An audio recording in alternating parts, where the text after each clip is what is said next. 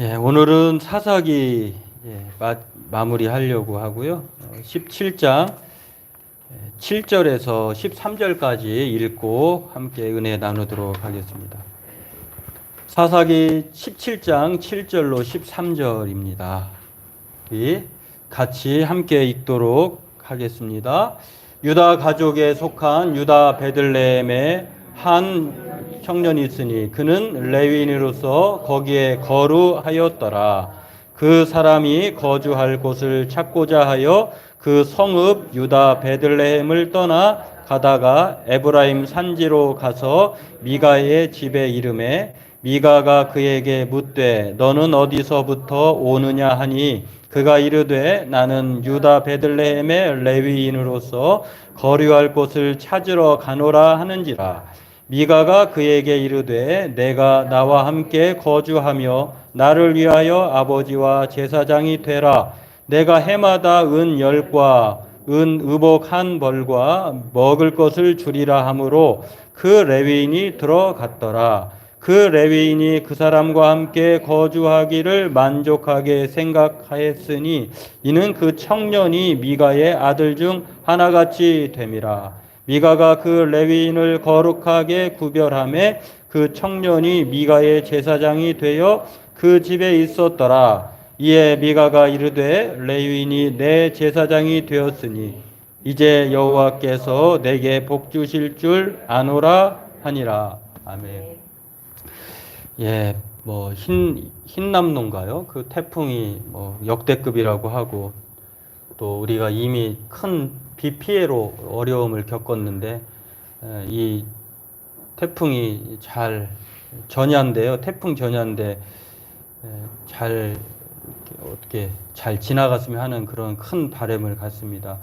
우리가 이 큰 바람, 하늘에서 내려오는 비, 강풍 이런 걸 보면 우리가 얼마나 연약하고 허망하다는 생각을 하게 되죠. 그것 아무리 이 땅에 큰 그 성과를 내더라도 그것을 우리가 어떻게 할 수 없잖아요. 이제 이런 거 보면 하나님의 역사하신 하나님의 그런 강권적인 은혜 아니면 우리가 살아갈 수 없다는 생각을 하게 됩니다. 이번 주 잘 안전하게 태풍의 그런 영향권에서 바라기는 그렇게 잘 지나갔으면 좋겠고 또 복된 그 추석 그 기간이 되었으면 좋겠습니다. 그런 복잡한 마음을 가지고 오늘 예배를 하게 되었는데요. 또 그래도 미리 그 추석을 통해서 가족들 고향 방문하신 분도 계신데 또 우리 성도님들은 많이 아직 안 가셨는 것 같아요. 또 다음 주 혹시 가실 분들은 잘 다녀오시고 또 우리가 하나님이 주신 은혜를 함께 나누는 그런 성도들 다 되시기를 바라겠습니다. 괜찮을 것이고 또 안전할 것이라고 또 믿습니다. 또 지난주 그리고 지지난주에 그 자막의 성경 여러분이 가진 성경과 보여진 성경이 좀 달랐던 것 같아요. 그러니까 이렇게 프로그램을 보면 선택사항이 있는데 개역 한글로 이렇게 제가 표기를 했던 것 같아요. 그런 거는 성경이 달라진 건 아니니까 그런 프로그램에 착오가 있었다. 그 이해하시면 되고 또 그런 지적 감사하고 또 그렇게 지적을 할 수 있는 그 실력이 있어서 또 감사하고 그렇게 계속 뭐가 잘못되거나 이상하거나 궁금하면 항상 그렇게 같이 동참하셨으면 함께 우리 교회를 만들어가고 또 좋은 예배를 함께 진행해 갔으면 좋겠습니다.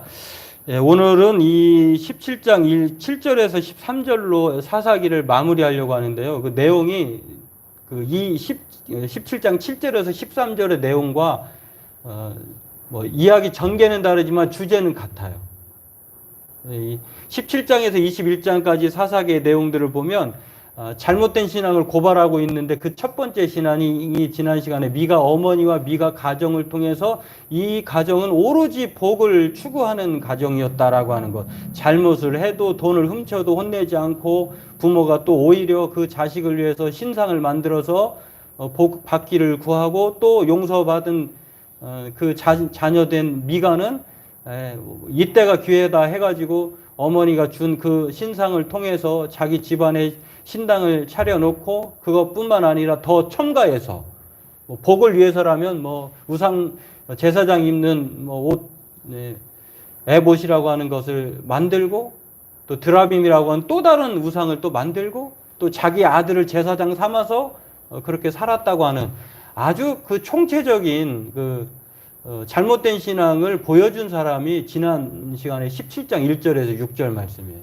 오늘 본문 7절에서 13절 말씀은 또 다른 잘못된 신앙을 보여주는데 그것이 무엇이냐면 이기적인 신앙, 아주 자기 중심적인 신앙에 대해서 대표해서 이 레위 청년이 우리에게 보여주고 있습니다.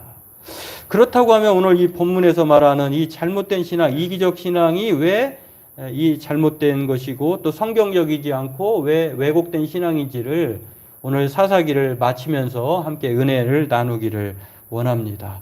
미가의 가정에 나오는 17장부터 21장이 바로 공통된 이 문구가 나오는데요. 여기에서 보면은 17장 6절, 18장 1절, 19장 1절, 21장 25절에 보면 17장 6절에서 21장 25절을 구약의 기법으로는 용법이 있는데 이걸 인크루즈라고 해요. 이제 둘러싸여 있다, 앞과 뒤가. 근데 그 공통된 문구가 무엇이냐면 46번, 47번, 50 보면 나오는데요. 그때에는 이스라엘에 왕이 없었으므로 사람마다 자기 소견에 옳은 대로 행하였더라. 21장 25절에도 마찬가지로 그렇게 동일하게 나와요.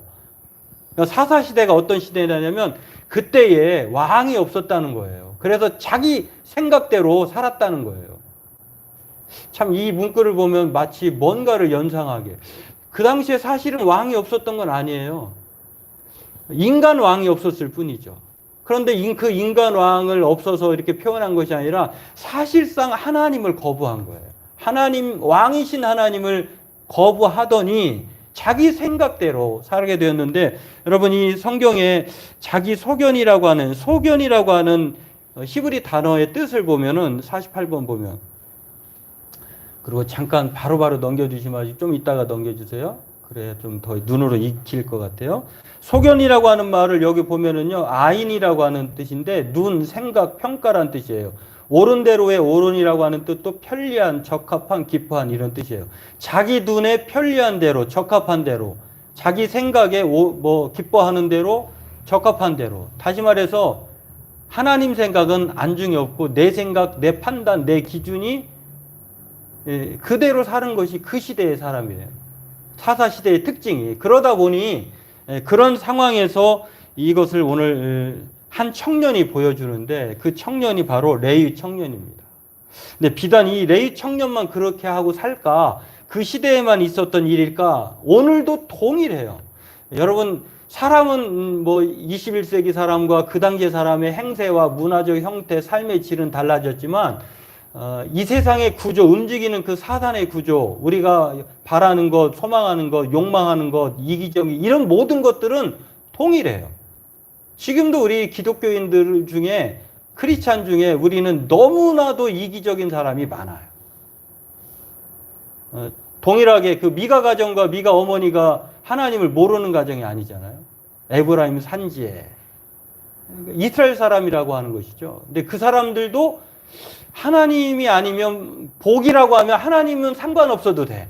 하나님이 아니어도 복을 준다고 하면은 다른 모든 우상을 끌어모아서 자신의 복을 추구하는 그런 가정이었다고 하는. 그래서 그것을 고발하는 거예요. 오늘 본문에도 말하고 있는 거. 레위 한 사람이요. 이 이후에 일어난 사람들, 베냐민 지파 사람들, 그리고 순서적으로는 이제 18장에 단지파 사람이 나오거든요. 그 단지파 사람들도 마찬가지예요. 그 다음에 그 단지파 이후에 베냐민 사람들이 아주 막 사륙을 강행해서 땅을 차지하고 그렇게 삶을 이제 마치게 되는데요. 이런 일대원들의 이야기를 하나의 주제로 말하자고 하면은 이기적인 사람들, 이기적인 신앙, 이타적이지 않고 아주 자기중심적인 사람들이고 신앙이라고 하는 것을 말해주고 있어요. 하나님을 거부하면, 하나님을 마음에 두기 싫어하면 누구도 예외 없이 하나님을 몰라도 더 이기적인 사람이 되는데 하나님을 그래도 적어도 알면 덜 이기적인 사람이 될 수 있는데 그럼에도 불구하고 이 사사기서가 보여주는 것은 바로 하나님을 섬기기 거부하면 하나님의 은혜를 잊어버리면 얼마나 이기적이고 타락한 사람이 되는지를 우리에게 보여주고 있습니다. 이 레위 청년이 자신이 거주했던 곳을 떠나게 됩니다. 그래서 이렇게 우연인지 뭐 소문을 들어서인지, 근데 그 당시에 개인적으로 미가 집이 아주 부자였던 것 같아요. 이제 그러다 보니 이곳에 이제 도착하게 되었고, 여기에서 미가가 자기 아들이 원래 제사장 출신이 아니잖아요. 원래 제사장은 레위 가문에 속한 사람만 제사장이 되는데 가짜를 세우는 거잖아요. 근데 이제 진짜가 온 거예요. 레위라고 하는 청년, 그 당시에 청년이라고 하는 말, 레위인들은 30세 이상이 되어야 그 제사장적 직무를 감당할 수 적어도 30이 넘은 청년이에요. 이 청년이 이제 거주할 곳을 찾아다니다가 거주하는 것 자체가 잘못되지 않았어요. PPT 한번 또 보여줄까요? 그림이 혹시 나오죠? 48개의 성읍을 레위인들은 땅을 분배받은 것이 아니라 12지파가 11지파가 땅을 받았을 때에 그 속한 숫자에 비례해서 레위인들에게 거주할 성읍과 가축을 기를 수 있는 그런 땅을 부여를 받았어요. 48개인데 하나 더 넘겨봐 주세요. 더 잘 안 보이는구나. 그 앞에 게 낫겠네요. 이렇게 되는데 여기에 6개의 도피성 말고 42개의 각 처의 동서남북에 있는 다른 지파의 땅에 거주할 수 있는 자유권이 레위기에게는 있어요. 그러니까 거주하는 것, 돌아다니는 것 자체가 잘못된 건 아니에요. 그런데 무엇이 잘못됐느냐? 이기적인 제안을 했어요. 미가가, 야, 우리 집에서 너가 제사장이 되면 1년치로 은 10개, 의복 1벌, 먹을 것 만족하게 줄게. 배부른 제안이잖아요.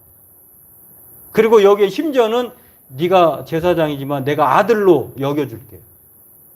이러한 엄청난 복지 제도, 출세를 위한 이 혹한 그런 제안 당기겠죠. 생기겠죠.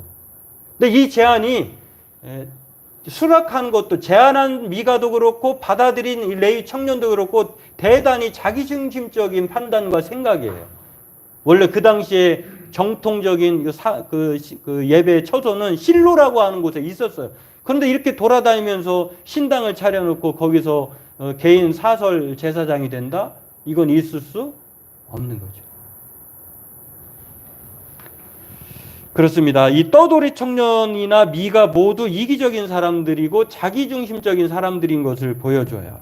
미가는 오로지 복을 추구하는 데에 혈안이 돼서 이 제사장을 자신의 사설 제사장으로 삼았고, 미가의 제안을 받은 레위 청년도 하나님의 뜻을, 거룩한 거대한 뜻을 받들기보다는 사람의 목적, 이기적인 그런 제안에 사로잡혀서 그렇게 자신을 거기에 메어버리는 그러한 어처구니 없는 일을 행한 사람이 바로 레위 청년이라고 하는 것입니다. 그런데 놀라운 것은요, 이렇게 자기중심적으로 사는 사람들의 최후가 이 본문에 이어서도 나와요. 왜냐하면 미가라고 하는 사람은 단지파 사람들이 그 땅을 정탐하러 왔다가 아주 뭐 이상한 거 있거든요. 다 싹 쓸어가 버렸어요. 미가는 단지파에게 이 사람의 그 자신이 소유했던 모든 소유물 그냥 다 빼앗기고 빈털터리가 되었어요. 그런 제안을 받아들였던 레위 청년은 어떻게 되었을까요? 나중에 이 단지파 사람들이 그 땅을 차지하고, 야, 개인 집에 제사장이 낫겠냐? 우리 민족 지파에 더 큰 제사장이 낫겠냐? 이 자기중심적인 사람은요, 자기 욕망에 맞으면 바로바로 이동을 해요. 단지파가 낫죠. 당연히 해서 거기 가거든요. 그럼 거기에서 잘 살았으면 좋겠는데 그 이후의 이야기가 안 나와요. 왜냐하면 단지파 사람들이 이제는 정통 레위 지파 사람의 제사장을 찾아다가 자기 지파의 제사장으로 삼습니다. 둘 다 그의 종말은 비극으로 끝났다라고 하는 것입니다. 여러분, 이 자기중심적인 신앙, 이기적인 신앙은요, 또 다른 죄악이에요. 시작은 좋을지 모르지만 끝은 불행하게 되어 있다. 고통을 피하기 위해서 자기 사랑보다 하나님 사랑하면 되는데, 성경은 신약에서 이거를 말세에 고통하는 때가 이른다라고 하면서 디모데후서 3장 1절에 보면은 52번 볼까요? 너희들은 이것을 알라는 것입니다.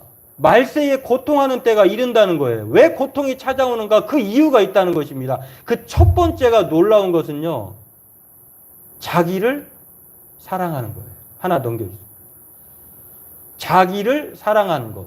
이 고통하는 때가 이른데 고통의 첫 번째 원인이 뭐냐면 자기를 사랑하면 이기적이면 자기중심적이면 고통이 온다는 것입니다. 그 다음에 뭐 우선순위 뭐 돈을 사랑하고 뭐 또 자랑하고 교만하고 이런 쭉 나오는 것인데 여러분 놀라운 사실은 그 말씀 이제 끝에 가보면 5절에 보면 이렇게 나와 있습니다. 한번 보여줄까요? 5절에 경건의 모양은 있으나 경건의 능력은 부인하는 자니 이 같은 자들에게서 내가 돌아서라. 여러분 자기중심적인 삶에서 오늘 우리에게 뭘 얘기하고 있냐면 돌아서라는 거예요. 이 돌아서라고 하는 단어의 뜻을 보면 시선을 돌리다, 피하다 이런 뜻이에요. 만약에 그건 자기중심적인 삶의 그런 현상이 나타나면 시선을 돌리라는 거예요. 그런 생각이 우리를 요구하게 되면 그런 자기중심적인 상황으로 또 이기적인 상황으로 우리에게 그런 제한이 온다고 하면 피하라는 거예요. 그래야 고통을 받지 않게 된다고 하는 것입니다. 여러분 비단 이 자기중심적 이기적인 신앙이 사람이 사사기 시대에 미가 청년과 미가에게만 그리고 단지파와 베냐민 지파에게만 있었을까요? 오늘날에게도 우리에게 여전히 있어요. 누구나 다 이기적이에요. 그래서 성경은 우리의 신앙생활을 예수님이 우리에게 뭐라고 하냐면 누구든지 나를 따르려거든 자기를 부인하고 자기 십자가를 지고 따르라 이렇게 말을 했어요. 신앙생활은 이기적인 것을 이타적인 것을 바꾸는 그런 태도이고 연습이고 훈련이에요. 이런 이야기가 있습니다. 어떤 연극인이 아주 훌륭한 유명한 연극인인데요. 연극인이 이제 그 학교에서 연극을 가르치게 되었다고 해요. 그래서 이제 아이들에게 먼저 이론을 가르치고 이론이 되었으니 이제 배역을 주어서 연극을 한번 만들어 보려고 그렇게 했는데 놀라운 것은 아이들이 주연만 고집하는 거예요. 조연을 안 하겠다는 거예요. 엑스트라를 안 하겠다는 거예요. 근데 더 한술 떠서 부모님은 더 아이들보다 더 큰 문제가 있습니다. 만약에 내 아들 주연 안 시켜주면 연극 그만두겠다는, 연극도 못하게 하겠다는 거예요. 결국 이 연극이 만들어졌을까요? 올라가지 못했어요. 이기적인 부모 밑에 자란 이기적인 아이들이 이기적이지 않게 되기를 바랄 뿐인데 그렇게 되지 않을 확률이 참 높아요. 요즘 여러분 최근에 우리 선생님, 우리 교회에도 선생님이 계시지만 학교 선생님 하기가 너무너무 힘들 것 같아요. 애들이 뭐 누워서 선생님을 찍지를 않나, 뭐 이렇게 휴대폰으로 욕하지를 않나, 머리 때도 기관제 선생님이나 이 선생님은 그냥 맞고만 있더라고요. 야, 이 정도로의 그 학생의 환경이 이렇게 되었어요. 학교 환경이. 참 개탄하지 않을 수. 물론 이제 그런 원인을 다 따져보면 그 한 아이의 개인의 또 한 가정의 문제라고만 또 볼 수도 없겠죠. 사회적 구조가 그럴 수도 있을 것이고. 또 이런 재미난 이야기가 있습니다. 어떤 교회에 피아노를 한 대 구입했는데 교인들이 양분됐어요. 피아노를 놨는데 피아노를 강단, 우리 교회처럼 적진 않으니까 피아노를 강단 위에 올릴 것이냐. 아니다. 내려서 피아노를 놔야 된다. 이거 가지고 교회가 분쟁이 붙었어요. 별것 아니잖아요. 싸우게 되었습니다. 그러다가 이 교회를 나가신 장로님, 집사님이 우연히 길에서 만났다고 해요. 장로님, 우리가 그때 참 잘 싸웠죠? 집사님이 물어봅니다. 아유, 그때 집사님이 참 수고 많았어요. 장로님이 대답을 했어요. 근데 집사님이 가만히 생각해 보니까 장로님, 그때 우리가 싸웠던 게 피아노를 위에다 놓자고 해서 싸웠어요? 내려다 놓고 싸웠어요? 어느 쪽이었죠? 장로님조차도 글쎄 그것까지는 내가 잘 모르겠는데. 여러분 세월이 지나면 아무것도 아닐 일이잖아. 싸울 일이 아니잖아요. 모두 다 자기중심적이에요. 내 마음에 안 드니까, 내 생각과 맞지 않으니까 무조건 반대하는 거예요.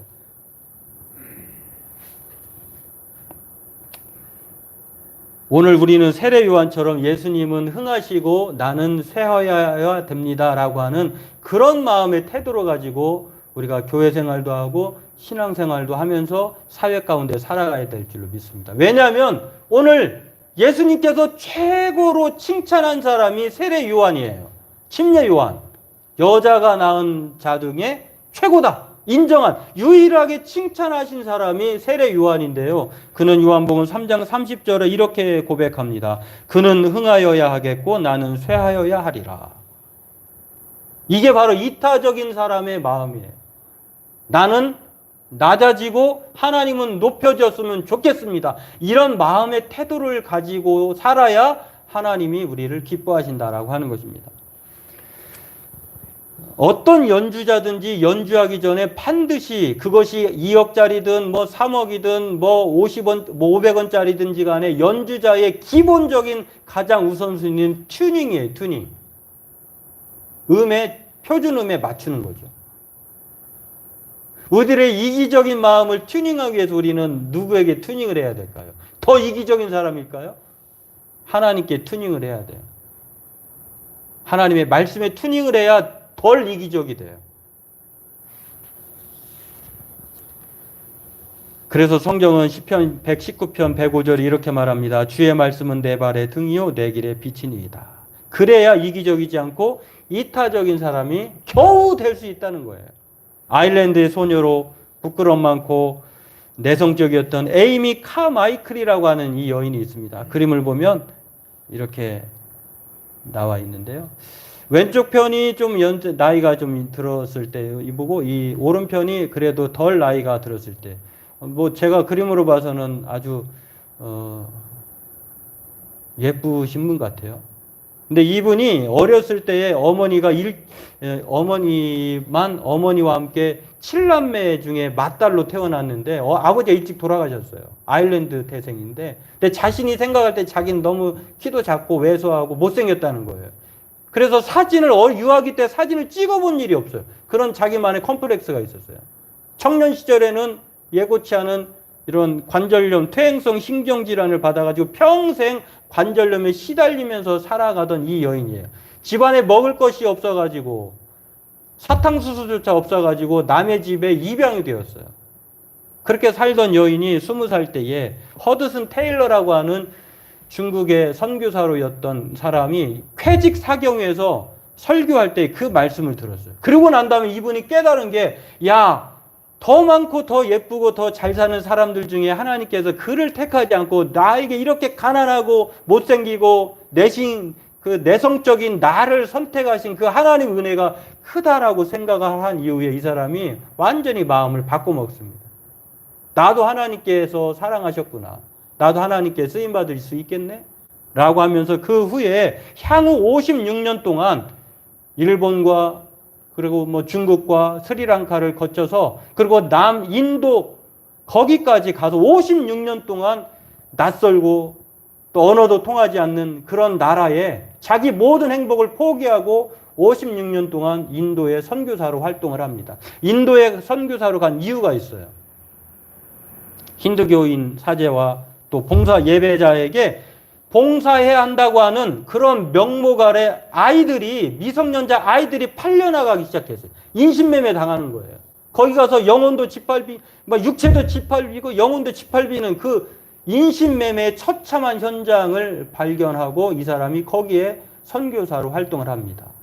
자기 인생을 하나님께 바친 거예요.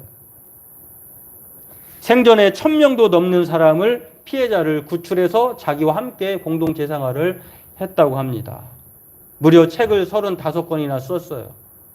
그리고 원판에는 책마다 지금은 알려졌지만 원본에는 자기 이름을 쓰지 말라고 했어요.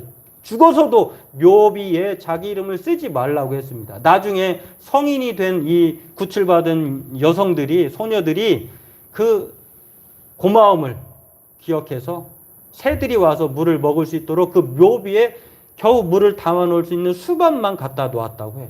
이 여인이 많은 글을 쓴 내용 중에 하나를 소개하려고 합니다.